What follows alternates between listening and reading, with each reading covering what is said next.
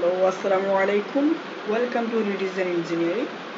This is Muhammad Ishaq. Today I'll show uh, how to process of hem command in sheet metal processes, and another one is the welded corner command. So please watch the video and like, comment, and share.